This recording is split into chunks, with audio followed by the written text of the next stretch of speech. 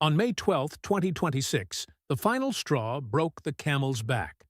The iconic 2018 wedding photograph of Prince Harry and Meghan Markle was officially removed from Highgrove. What began as an interior refresh became a deeply symbolic act, the definitive severing of the last remaining tie.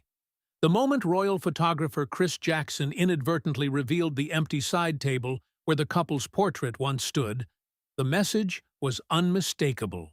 King Charles III's restoration era had reached a point of no return. In place of Harry and Meghan's smiling wedding photo, now sits a new image. King Charles cradling a beaming Prince Louis. The replacement serves as a clear and pointed affirmation of the Wales family's future and the complete removal of the rebels from the narrative. While Harry navigates life as a stay-at-home dad in California, and Meghan desperately fights to salvage her struggling multi-million-dollar contracts and brand deals in London, the palace delivered its quiet but final verdict. The door has closed. A new chapter has begun, and Meghan Markle's name has been effectively erased from the British royal family's power structure. The world watched in stunned silence as Chris Jackson, the photographer who has documented the most intimate moments of the House of Windsor, unintentionally exposed this historic house cleaning through seemingly casual Instagram stories. While hosting an event at the King's Gloucestershire retreat between May 1st and May 8th, Jackson shared glimpses of the estate's interiors. For royal watchers, the background details were explosive.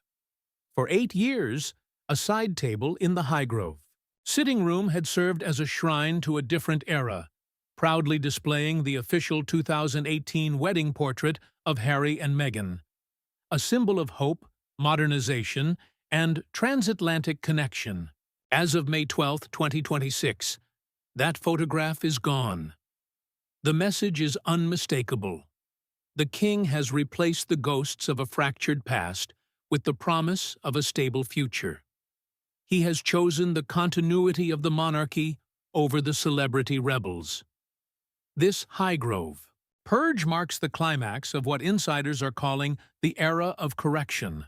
Though the palace remains officially silent, the strategic placement and removal of photographs speaks volumes. By taking down the wedding portrait, King Charles has executed a precise strike against Meghan's place in royal history. While a photo of Harry with William and Charles remains elsewhere in the room, acknowledging his blood ties, Meghan has been systematically edited out of the family narrative. Sources close to the Duchess of Sussex describe the atmosphere inside their $14 million Montecito mansion as toxic. Meghan reportedly sees the removal as a deliberate personal attack, an attempt to airbrush her and her children from royal history. To her, this is far more than a missing frame on a table. It is an assault on her brand, her identity, and her children's heritage. Meanwhile, much of the British public and royal traditionalists support the king, viewing his firm but elegant approach as a necessary defense of the monarchy's dignity. This dramatic shift arrives as the Sussexes' much-hyped freedom flight has spiraled into financial and social decline. May 12, 2026, will be remembered as the day the dam finally broke. The definitive end of Harry and Meghan's status as working representatives of the royal family. The king's patience has run out. The era of soft diplomacy is over. This is now an era of institutional survival, and Charles is playing his strongest cards: time and legacy. The timing could hardly be worse for the couple. As the king clears their images from his homes, Harry and Meghan are confronting a reality far removed from the glamorous Hollywood dream they envisioned. Reports from within their inner circle, backed by outlets like The Hollywood Reporter, paint a picture of profound isolation and diverging paths. They are said to be living separate lives under one roof. Harry is often seen alone, driving his children to school, walking the dogs in the hills, or seeking the company of old military friends who still remember him as a soldier rather than a content creator. Meghan, meanwhile, is locked in a high-stakes battle to keep her lifestyle brand, American Riviera Orchard, and her newer projects afloat. She is frequently spotted networking solo in Los Angeles, attending power dinners, and fighting to secure the funding needed to sustain their multi-million-dollar lifestyle, including a $3 million annual security bill. The financial walls are closing in. The Netflix and Spotify deals that once promised billion-dollar futures have quietly vanished into thin air. The prestige that once secured Prince Harry million-dollar speaking fees has faded dramatically. His rate has reportedly plummeted to around $50,000, as corporations have come to realize that the Sussex brand no longer carries the same appeal. The most painful blow, however, may be the unraveling of Harry's flagship project, the Invictus Games. In a decision that has reverberated through the veteran community, Boeing, the aerospace giant, has withdrawn as the major sponsor of the 2025 A5 Vancouver Whistler Games and declined to renew its support for the 2027 Birmingham event. Corporate heavyweights, weighing the increasingly toxic Sussex brand against King Charles's streamlined monarchy, have clearly chosen the side of the establishment. The number of sponsors has collapsed from 44 to just 11. As King Charles sits at Highgrove today, gazing at the photograph of Prince Louis on his desk, he sees more than a grandson. He sees a clean slate, a monarchy that has weathered the Montecito storm and emerged with its foundations strengthened. For Harry and Meghan, the message as of May 12th is unmistakable. You may keep your titles for now and remain in the mansion for as long as the bank permits, but you no longer hold any place in the heart of the British monarchy. The erasure is complete. The institution has moved on. Meanwhile, inside the $14 million Montecito estate, the carefully projected image of unity has fractured. As of May 12, 2026, Harry and Meghan are living increasingly separate lives under one roof. What was once sold as a power couple now appears as two individuals on parallel but diverging paths through professional and personal decline. Recent reporting from outlets such as The Hollywood Reporter and Royal Insiders confirms that the Duke and Duchess occupy largely isolated orbits within their sprawling California mansion. The marriage has evolved into something closer to a commercial partnership, with the Sussex brand as their only remaining shared asset. Their social circles and daily routines have diverged so sharply that they rarely intersect during daylight hours. Prince Harry has been largely relegated to the role locals call Mr. Mom, a stark contrast to his former position as Captain General of the Royal Marines. He is now most often seen driving a black SUV for the school run with Archie and Lilibet, or at local sports clubs and quiet parks, usually accompanied only by his security detail and dogs. Insiders say he has withdrawn into a nostalgic bubble, seeking the company of old military friends and British expats who knew him before the Oprah interview and the release of Spare. He appears exhausted by the relentless demands of American celebrity culture, having traded a 1,000-year legacy for domestic anonymity and corporate disappointment. In the opposite wing of the house, Meghan Markle is engaged in a non-stop effort to keep their financial empire from collapsing. She spends her days in back-to-back Zoom calls and networking dinners with Los Angeles investors and retail consultants, singularly focused on saving her lifestyle brand, American Riviera Orchard, and her fashion ventures. While Harry seems resigned to fading into the background, Meghan continues to aggressively work the Los Angeles power circuit, often attending high-stakes business dinners in West Hollywood without him, trying to win over venture capitalists who have grown skeptical of the Sussex name. This is more than just busy schedules. It reflects a deeper shift in their social standing. The Hollywood elite who once clamored to associate with the royal rebels, including the Obamas, the Clooneys, and Oprah Winfrey, have quietly distanced themselves. They have calculated the return on investment of a Sussex connection and found it lacking. This growing isolation has left Meghan shouldering much of the pressure, including their reported $3 million annual security costs and the overhead of their lavish lifestyle. The resulting tension has created visible cracks. Reports indicate Harry has occasionally checked into nearby luxury hotels simply to find space for quiet reflection away from the high-pressure atmosphere of Meghan's business operations. The contrast between Harry's quiet, low-key existence and Meghan's relentless drive to generate new revenue, replacing the millions lost from Netflix and Spotify, reveals a marriage under severe strain. He is a man who has simply run out of things to say to a camera. By May 12, 2026, the carefully curated image of a united front has given way to the stark reality of survival. The King's decision to remove their wedding photo from Highgrove serves as a poignant reflection of what is unfolding in California. Just as the monarch is quietly erasing the Sussexes from the heart of the royal family, Harry and Meghan appear to be inadvertently dismantling the shared life they once promised the world. Harry is retreating into the past, while Meghan desperately tries to manifest a future that the public no longer believes in. Their Montecito mansion, once a proud symbol of their escape to freedom, now stands as a monument to a high-stakes gamble on fame that has cost them the very foundation of their relevance.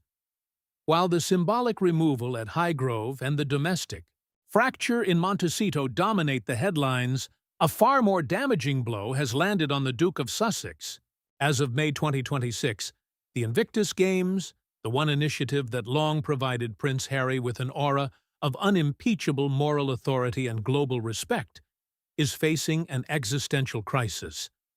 The departure of Boeing, a global aerospace giant, is not merely a loss of sponsorship revenue. It represents a clear vote of no confidence from the highest levels of the corporate world, sending shockwaves through the entire Sussex operation.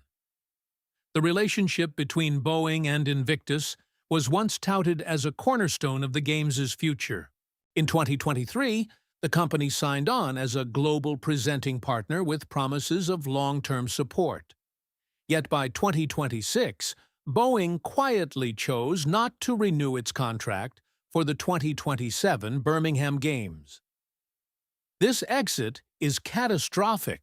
As a company with a market capitalization in the hundreds of billions, Boeing's involvement had served as the gold standard that attracted other major corporations. Its withdrawal has triggered a domino effect, leaving organizers scrambling. Numbers reveal a story of rapid decline. At the 2025 Vancouver Whistler Games, Prince Harry could point to 44 corporate partners. For the 2027 Birmingham Games, that number has collapsed to just 11 unnamed sponsors, contributing a reported total of only $7 million, a pitiful sum compared to the $63 million required to stage the previous event. The financial shortfall is so severe that the British government has been forced to pledge $26 million of taxpayer money simply to keep the event viable in Birmingham. The root cause of this corporate exodus lies in the toxic evolution of the Sussex brand. For years, Harry managed to keep Invictus separate from his personal grievances with the royal family. That separation has now vanished. Corporate boards see a man defined by endless litigation, explosive memoir revelations, and a relentless public war with the British establishment. Risk-averse companies like Boeing have no interest in associating their brands with a figure who is being airbrushed out of his own father's home at Highgrove. They seek stability, something the Sussexes no longer represent. Compounding the damage is a darker narrative surrounding the management of Invictus funds. Investigative reports and internal leaks have exposed troubling disparities. While millions are lavished on luxury travel, high executive salaries, and grand spectacle, the wounded, injured, and sick veterans themselves have often been left to pay for their own flights and accommodations. The glaring contrast between the designer wardrobes of Harry and Meghan and the financial struggles of the very veterans the Games were created to honor has created a public relations disaster that no amount of crisis management can easily repair.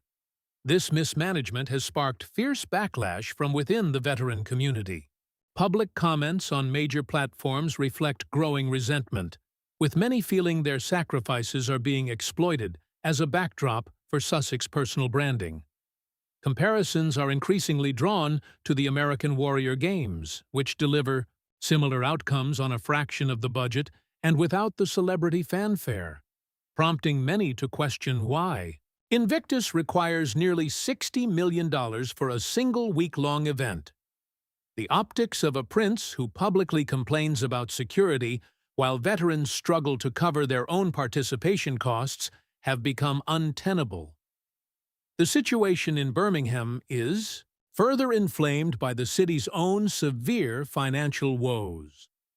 With local services already under strain, the prospect of spending millions on a Sussex-led event has triggered significant public outrage. What was meant to be a triumphant homecoming for Harry in 2027, a chance to reclaim his image as a British hero, is instead shaping up to be a magnet for protests. Without Boeing's backing, and with only a handful of minor sponsors remaining, Prince Harry now finds himself hosting an event largely funded by the very government and taxpayers from whom he has become increasingly estranged. The taxpayers he has spent years criticizing have now witnessed the final pillar of his empire collapse with Invictus. When the Netflix and Spotify deals dried up, Harry could still point to his work with veterans as evidence of his worth. But with corporate sponsors pulling out and the veteran community increasingly divided, that last protective shield has shattered. King Charles's decision on May 12th to replace Harry's wedding photo with one of Prince Louis signals a broader institutional reckoning. The establishment has moved on. The future belongs to those who offer stability and genuine service, not those who trade in drama and fading celebrity. For Harry, the loss of Boeing is more than a business failure. It is a personal tragedy. It marks the erosion of his identity as a soldier and a leader. As he drives his children through the streets of Montecito, the weight of the upcoming 2027 Games must feel crushing. He is no longer the prince who commands the respect of global CEOs.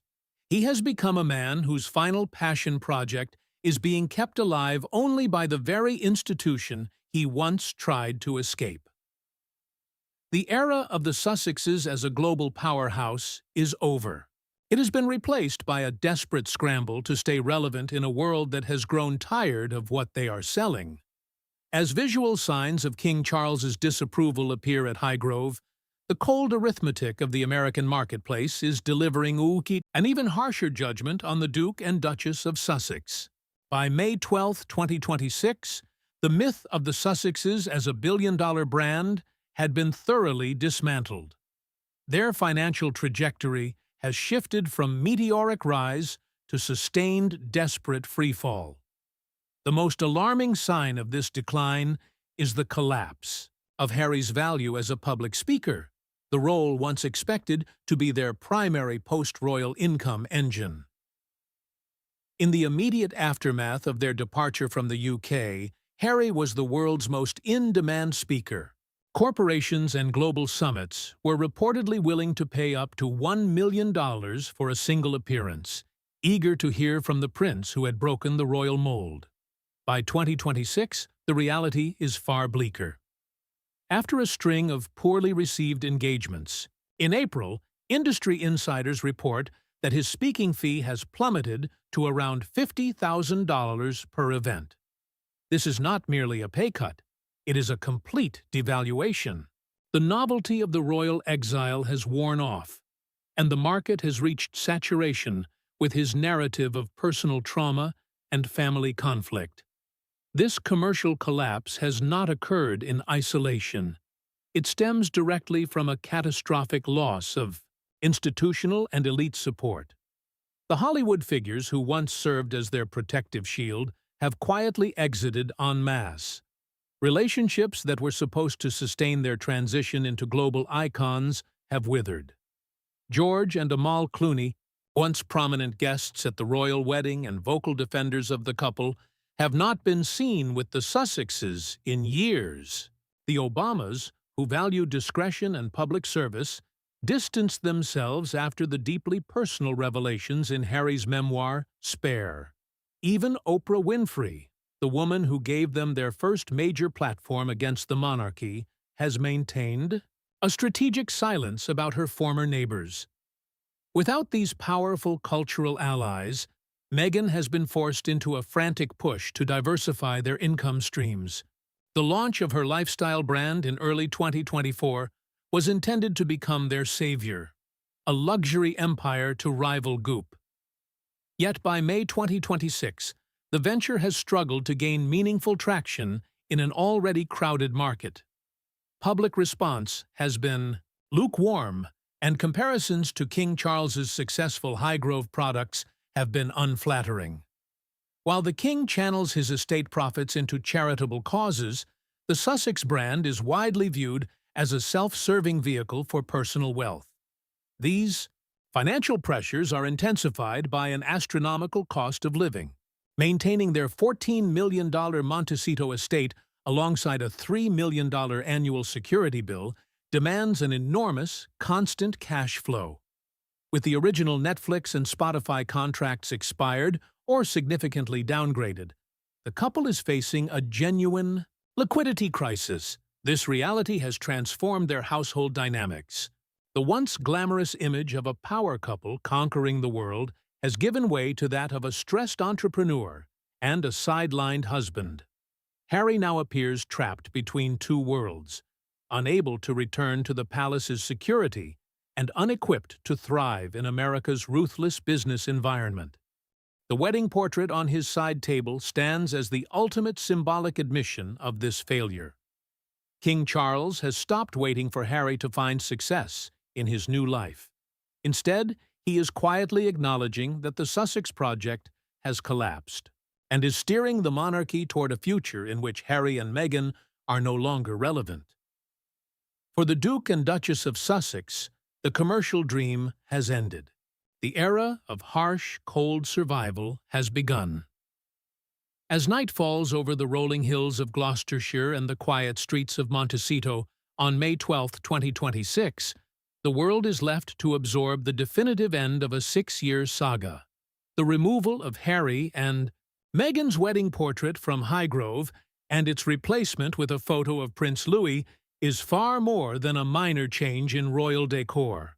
It is the final full stop at the end of a long and painful chapter.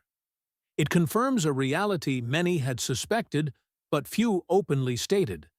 The war between the House of Windsor and the House of Sussex is over, and the institution has emerged not only victorious, but stronger.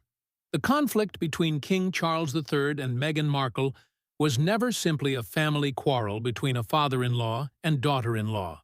It was a deeper clash of values and worldviews, a battle between the monarchy, which embodies history, duty, and the endurance of a 1,000-year-old institution, and modern celebrity culture, which profits from disruption, personal grievance, and the short-lived nature of fame. In this high-stakes contest, the king played the long game with quiet mastery. He understood that while the Sussexes could command a single news cycle with a dramatic interview or a tell-all memoir, they could never match the enduring gravity of the crown. By holding the advantages of time and institutional legacy, Charles watched as the Sussex brand consumed itself through relentless overexposure and commercial desperation. The events of May 12, 2026, served as the final straw. The quiet act at Highgrove reflects the current state of the Sussex marriage and their diminished position. Reports of increasingly separate lives and diverging paths in California represent the inevitable outcome of a venture built on grievance, rather than service.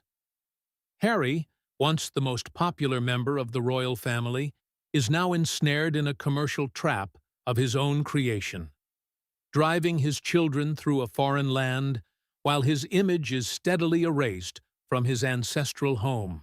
Meghan, who sought to modernize and even dominate the British establishment, now finds herself in a desperate fight for relevance in a Hollywood that has already moved on.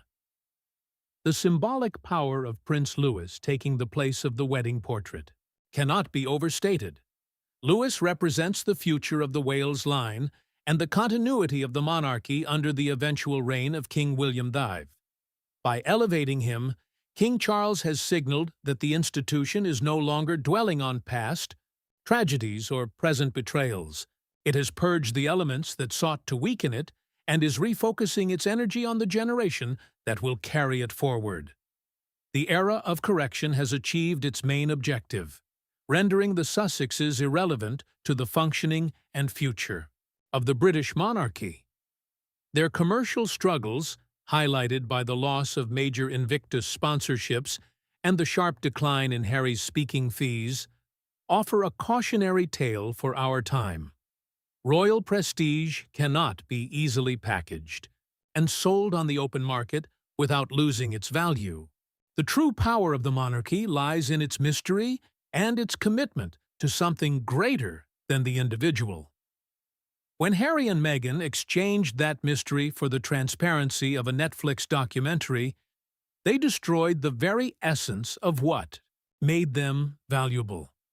They became just another celebrity couple.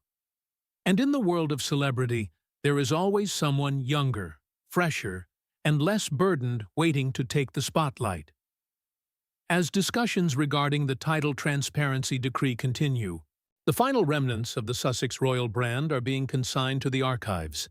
The King's decision to retain a photograph of Harry with William shows that a place remains for a son at the table.